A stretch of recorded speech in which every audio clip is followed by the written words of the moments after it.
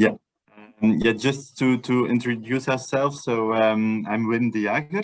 So we work both for Lille Metropole. So Lille Metropole is a local authority, a metropolitan area located in the north of France, as you see on the map. So we are not so far from Brussels, not far from Paris, and not so far from London. So we are a metropolitan region of 1.2 million inhabitants, and we are competent in several domains like urban planning, urbanism, housing, mobility, economic development, but also environment aspects, water management, culture, sport, tourism, economic development, employment, and that kind of things.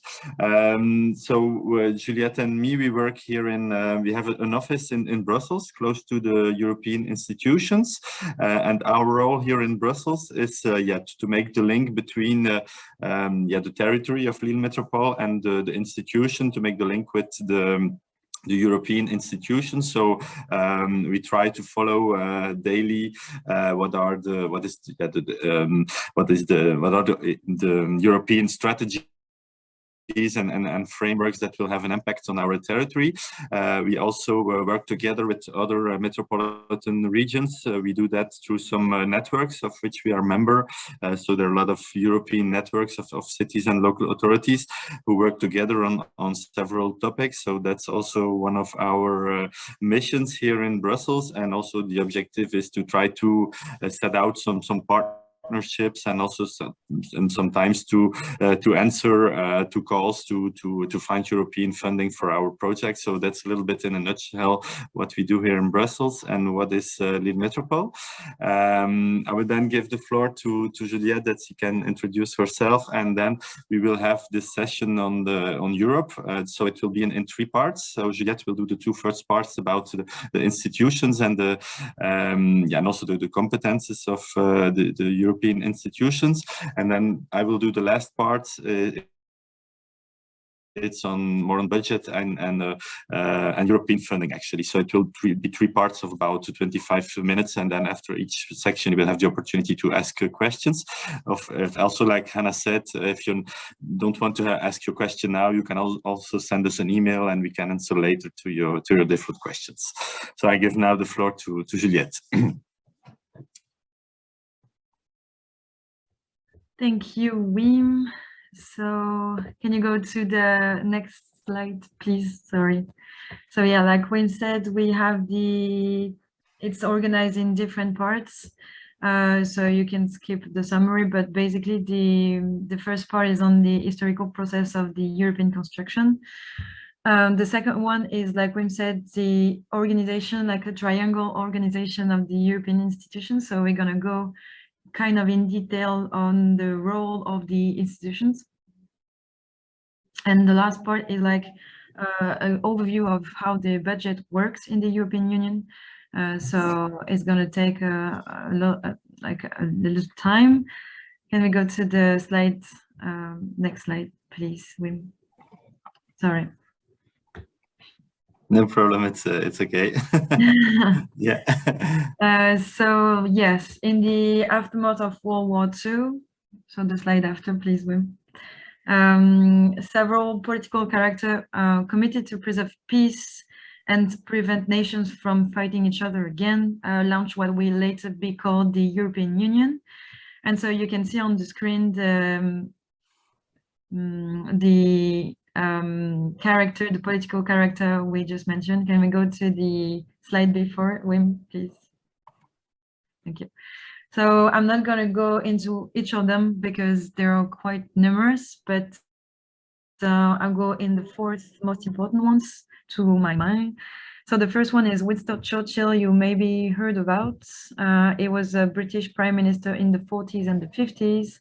And he was convinced that only a unified Europe could ensure peace. And he was a great supporter of the United States of Europe, which is quite funny now because the United Kingdom just left the European Union. But at the first, the beginning of the European construction, Winston Churchill was really here.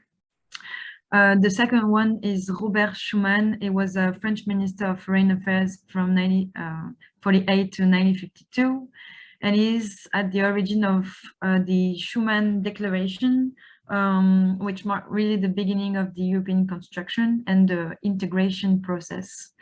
The Schuman Declaration is a very important document in the European construction. It was presented on May 9, 1950, and it placed very strategic resources such as coal and steel production under a common authority in order, I quote, to make war not only unthinkable, but materially impossible, because the member states of the European Union at that time really had to decide together whether or not do war. The third one is Paul-Henri Spaak, is a Belgian Minister of Foreign Affairs at that time, and he was in exile in London during the Second World War. And he was really at the beginning of the customs union, meaning to lowering of customs borders between the member states. And last but not least, among all these men, we found Simone Veil, that you maybe heard about. She was the first elected president of the European Parliament in 1979. And all this political character would later be called the founding father of Europe.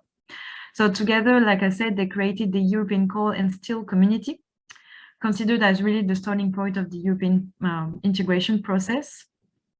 But at the same time, they thought of what would be the political Europe. And so they founded the construction and the European Union on values that are still at the core of the European policies. That values are the human rights, democracy, and the rule of law. And these values have been preserved thanks to the rules, thanks to the treaties. That's why I skipped to the treaty right now. Then you can see the timeline here. So there are 1, 2, 3, 4, 5, 6, and treaties that are considered as really the basis of the legal European construction, but I will focus on two of them, which are the Treaty of Rome and the Treaty of Maastricht. So the Treaty of Rome was signed in 1957, sorry, and it was jointly signed by Belgium, France, Germany, Italy, Luxembourg, and Netherlands. And it established the European Economic Community that introduced the principle of economic cooperation. So basically, once again, this is called the integration process on different topics, such as like we saw steel and coal, and now economy. The member states have to shape policies together, which is really like the basis of the European Union. And the second one is the Maastricht Treaty. It was signed in 1992, and it marks a new stage in the process of integration to an even closer union among the people of Europe. And this sentence is written in the treaty. And so the Maastricht Treaty establishes the economic and monetary union, and the money we still have in Europe. Not all the member states have it, but most of them, which is the euro. And in addition, this treaty creates also the European citizenship. So maybe if you have question on this, we can talk about it later, but it's quite important because it brings together the citizens and gave them like a common identity, I'd say. So I have a question, please. Yes, of course. I was born in USSR, but Okay. still I'm older than all the students that are joined us today. But Yeah. still, even for me, it's wondering that seriously, Euro was established in 1992. Yeah. And so the people begin to use it in 1999 and 2000.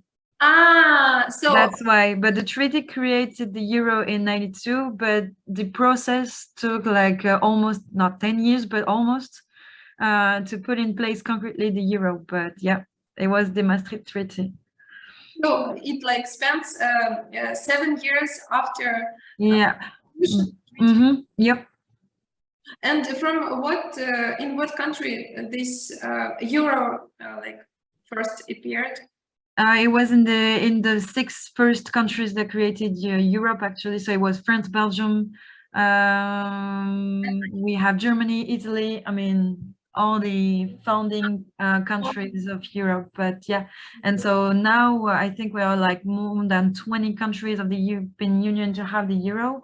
But still, some countries like Czech Republic, they have the crown, for example. So yeah, it depends on the national willingness to join the Eurozone, but yeah, it's like most part of the countries in Europe are now under the Euro law, I would say. Yeah, it took so much time, actually, so many years. Yeah. Thank you. For me, it was very surprising and very interesting. I think for students also.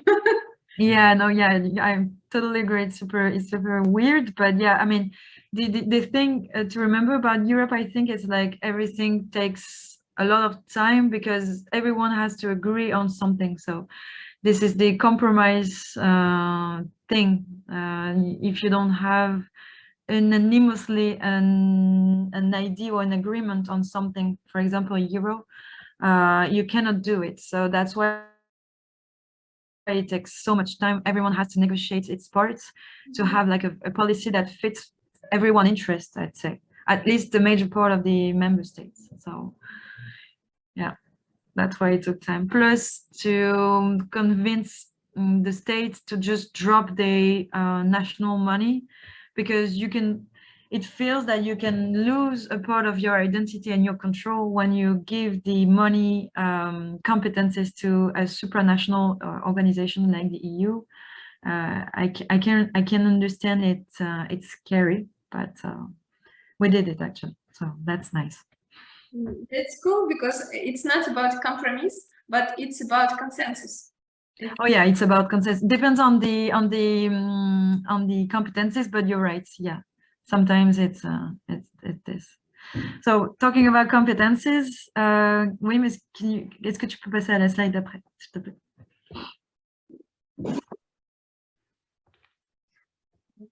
Well, I will. Wim. Okay. Well, I will start. So the Treaty of Rome, like I said, is very important, and it clarifies a little bit the distribution of of competencies between the European Union and the member states. So there are 3 types of competencies in the EU. You have first the exclusive competencies, the competencies that have been fully transferred from the member states to the EU. And so the EU is actually the only body that can legislate and adopt binding acts in the transferred area of competencies. So you can see on the screen is like the very important competence that stick together the member states actually. So you have the customs union, you also have the euro, the monetary union, the common commercial policies. So these are the biggest, I'd say, at least very important competencies. And so the member states don't have, they of course have the right to look at it and they give their opinion. We'll go more in detail in the role of institution. And so the member states have definitely a role to play. But on these competencies, only the European Union is competent. The second one, the second type of competencies are the shared competencies. And so here the states have partly transferred their competencies. So it's the most frequent case. So you have, for example, agriculture, environment, transport, energy, research, development, cooperation, and humanitarian aid. So these are competencies that are only to the states, partly transferred to the European Union. So for example, if a state is wondering how to act, whether it, I don't know, it goes in that way or in that way when it comes to environment, for example, they can ask help to the European Union, but they still have the competence. And the last one are the supporting competences. And here there are member states competences. So the member states kept the competence. and they can ask for support from the European Union if they need so. So it's very important. And so here you have culture, tourism, sport, education, and all the competencies you can see on the screen. So these are for the competencies. It is maybe a little blurry, but we can go in detail afterwards if you need so.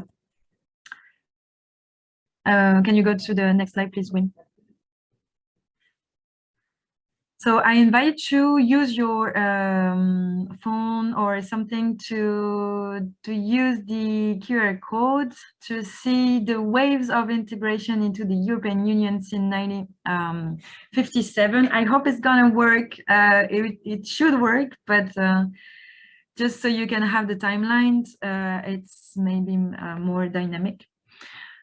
So if you have it on the screen, you'll see that from 1957 to now, a lot of countries joined the European Union, and we'll definitely talk about the case of Ukraine because you're under this process, currently on this process. So let's see how it works because I think it's super interesting. The number of member states increased from 6 to 27, actually. The first countries that joined the European Union was West Germany, Belgium, France, Italy, Luxembourg, and the Netherlands. And the last one who joined is Croatia in 2013. So we were 28 before the departure of the United Kingdom, but now we are 27 member states. And so some countries, especially in the Balkans, so Serbia, Macedonia, Albania, Montenegro, Kosovo, Bosnia, Herzegovina, and Turkey also are currently candidates for EU membership. Even, like I said, Ukraine. So I have a kind of a case study for Ukraine. So I hope it's gonna be really right. And if you have any question, please ask. Wim, can you go? I hope the QR code worked. Anna, I don't know if it worked or if you could see the timeline. Is it okay? Okay. So to go a little in detail on the steps to EU accession, I'd say, these are the timelines. So here you have the 9 steps to actually get into the EU. And you can see on the blue timeline, the Ukraine status. So I try to connect both, but for example, here you have, the beginning of the Russian invasion in February 24, 2022. This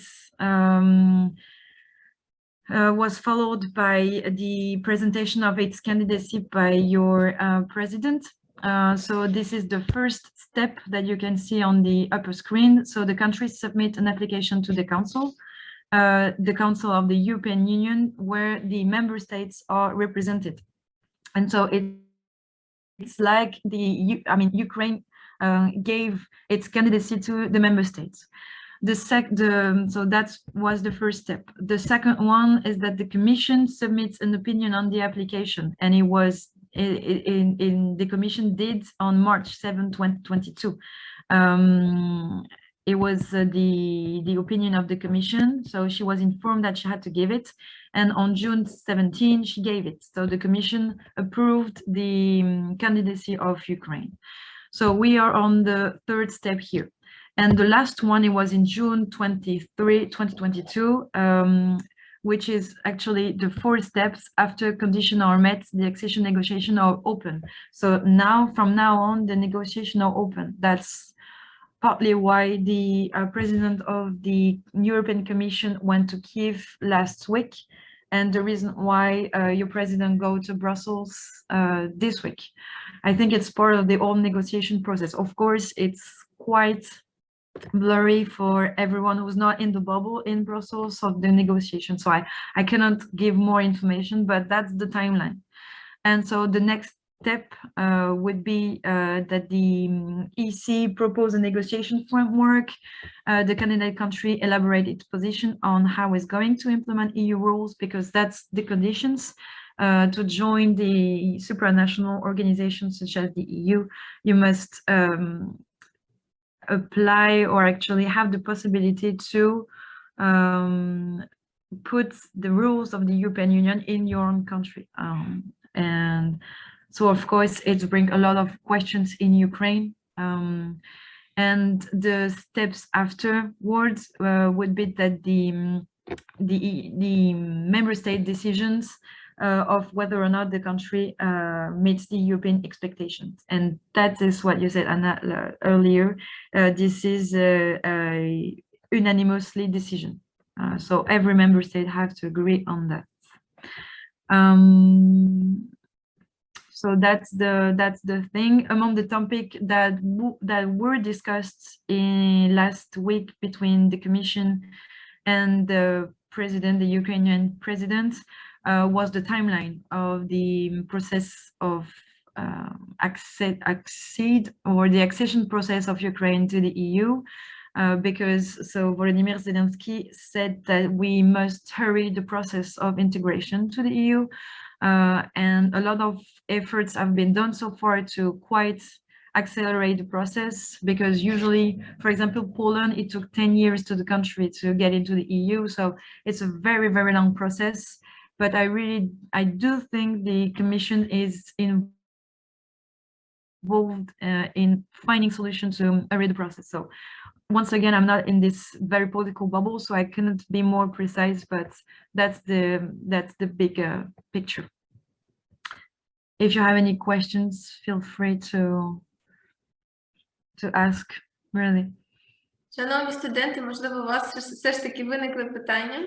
I hope our students will not be too shy today. Okay, I get it. Very good information, and we just listen. Really, it's very cool, and especially that you make that timeline. Really, it's very interesting. Exceptionally, how to say it? Especially because it's the position of EU, and you, like the member, see from another side. Thank you. That's why we just listen. Thank you. Oh, of course, thank you. Thank you.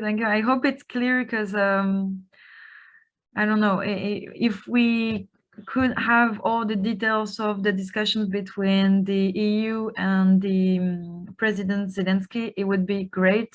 But I really think that the discussions are between member states and Ukraine. So I just have the elements that we can have in the media and some elements directly from the Commission, and I hope it's clear and it's interesting. Definitely interesting. Okay, cool. So if you don't have questions, in any case, I will send you the presentation. So like you said, if anyone has questions afterwards, just send emails. We'll be more than happy to answer your questions. So maybe we can skip to the second part. Thank you, Wim. So on the institutions and how they are interacting each other. So the main institutions are written here on the slides.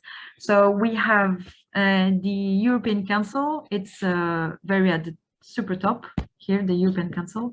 The president is Charles Michel, so he's president of the European Council. So that's the first very important institution. The second one is the Commission, the European Commission, and her president is Ursula von der Leyen. The third very important institution is the European Parliament. The president is Roberta Metsola. And the fourth very important institution of the EU is the Council of the European Union. So we'll go in detail in the Parliament and the Council of European Union organization right after, but just so you can have a big picture of how it works. So we have 4 decision-making institutions. You have all of them on the screen. These are really the 4 institutions that make European policy work. So the European Parliament is in Brussels and Strasbourg.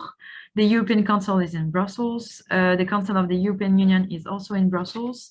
I mean, everything is quite centralized in Brussels. That's why we say that Brussels is the European capital, because we will definitely have all the institutions in the city. And the work of these 4 institutions is complemented by other institutions and bodies, such as the Court of Justice of the European Union in Luxembourg, the European Central Bank in Frankfurt, and the European Court of Auditors in Luxembourg. So yeah, we have 7 kind of big European bodies, but when you use the word institution, it's just the 4 of them here on the screen. So the power, responsibility. I have a question. So, Juliette, yes. you haven't mentioned Strasbourg. Yep. No? Yep. Yes. The parliament, they have session in Brussels and in Strasbourg. It depends on the type of session they follow. Oh, okay. So there are extraordinary sessions. They are in Strasbourg, and the plenary session or the more casual sessions, they are in Brussels. Okay. But you're totally right, it's also in Strasbourg. And so they have different roles. So the European Council, so at the top here with the president of the European Council is Charles Michel. So this institution is composed by the head of states and prime minister of the 27 member states. And so its main role is to shape the EU's political direction and agenda. So, for example, the European position toward Russia following the invasion of Ukraine was decided at this level. So it's at the European Council that the European member state decided to take sanctions against Russia. So that's the very political body. So they do the tempo, they give the tempo, I would say, the political tempo and agenda of the EU. And so after, the Commission has to translate these political guidelines into an operational roadmap.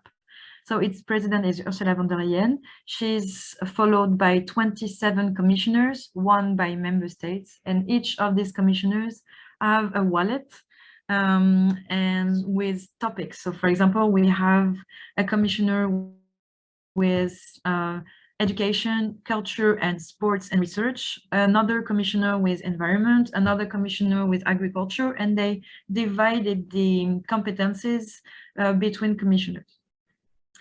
And so that's, I mean, the European Commission is the only one who has the monopoly on legislative initiative, meaning that she's the only one who can make proposal for standards that are, I mean, binding acts, let's say. Once the Commission creates the standard, they have to propose the proposal, actually, of standards to the European Parliament. The European Parliament and the Council of the European Union, they are both legislative body, so they have to decide whether or not the standards that have been proposed by the Commission is good for the European Union. So they can do amendments, they can make amendments on the initial proposal. Either it's okay and the first proposal fits with European Parliament's idea and goals, and it's okay and the text is adopted, or the proposal from the Commission does not fit with the European Parliament's willingness and goals, and so they do amendments. But the 2 institutions, so the European Parliament and the Council of the European Union, must agree on the text before its adoption. So now maybe we can discover in detail the role of the European Parliament. Merci, Wim. Thank you, Wim. So the European Parliament represents the almost 450 million European citizens. So every 5 years, we vote to elect the representative of the citizens in the parliament. So we call them members of the European Parliament, MEPs. And so there are 705 MEPs, Before Brexit, there were 751, but now there are 705. And so each member state has a set number of MEPs depending on its population. So for example, Germany has 95 MEPs, 96 MEPs, whereas Luxembourg and Cyprus has 6 MEPs. Can you go back to the slide, Wim, please, on the European Parliament? And so the European Parliament, merci. The European Parliament is organized in political groups that you can see here on the right side of the screen. The party that has the majority at the European Parliament is the center-right political party called European People's Party. And the second biggest political group is the S&D, Socialists and Democrats, located more on the center left of the political spectrum.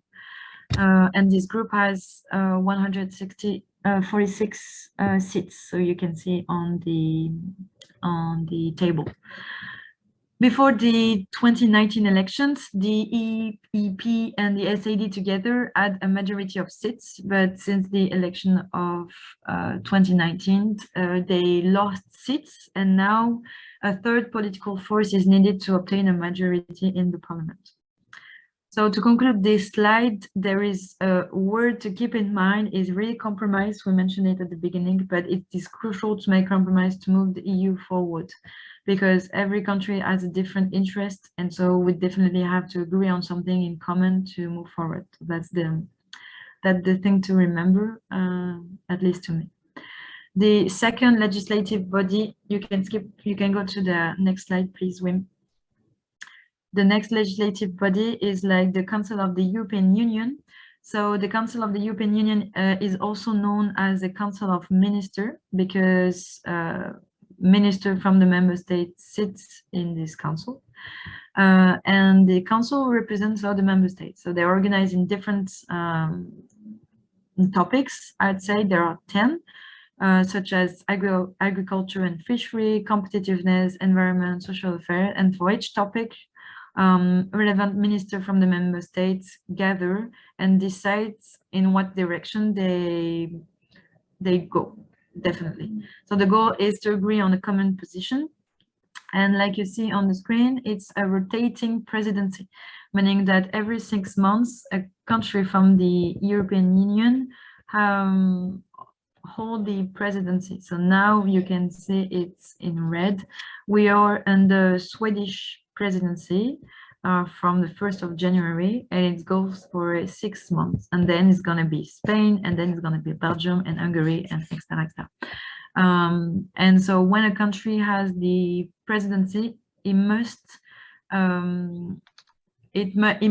mean, his role is definitely to propose conclusion. It's called conclusion, on which every country agrees. It's at the majority. So this is the role of Sweden, actually. And so on the slide right after Wim, please. It's like how everything is interconnected. So you can see that it's kind of a lot of connections between the European institution. But the main idea is really to have in mind how the decision-making process works. And so the first step is really that the European Commission proposes a law, because she's the only one who can do so. The second step is that the proposal is submitted to the Council of the European Union that can make amendments that the majority of member states previously agreed on. The third step is that the Council of the EU version is sent to the European Parliament that can also make amendments. And the last step is that once both the European Parliament and the Council agrees on the text, it is adopted, and so the member state has to apply this new rule into their national rules, basically. So that's how it's work. You will have time to maybe look into it more closely if you want to, but now I think this is not the time, because it's kind of blurry also. so you can look at it once you'll be looking at the presentation. So once again, if you have questions, please feel free to ask.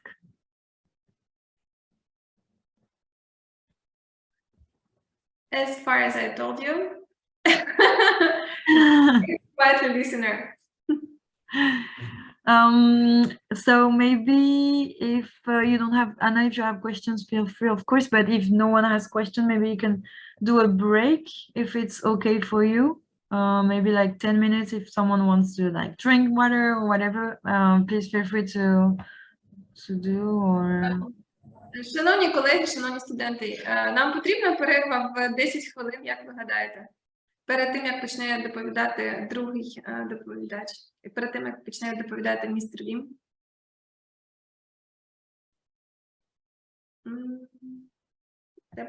Якщо можна, то без перерви через те, що я не знаю, як у Олени Сергіївни в тій частині Києва у них не було світла, у нас зараз поки що є, але ж я хвилююся за те, що у нас може виникнути ситуація, коли вимкнуть світло, коли ми підемо на перерву. Якщо можна, то без перерви.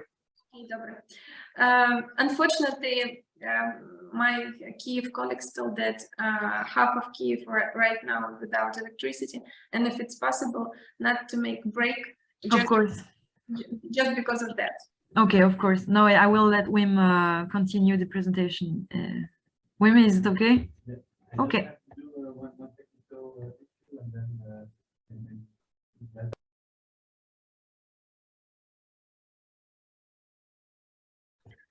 Wim? Yes, Wim is trying to say something, but we cannot hear with his microphone. Let me double check.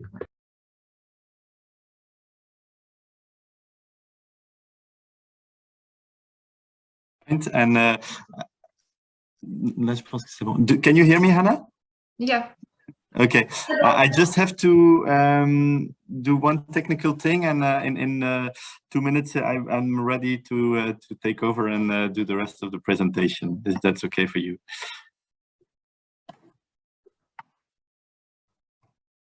Maybe we will make like not a break, but a small pause for 2 minutes to. 2 minutes, and in 2 minutes I'm ready to continue. Okay, perfect. Thank you.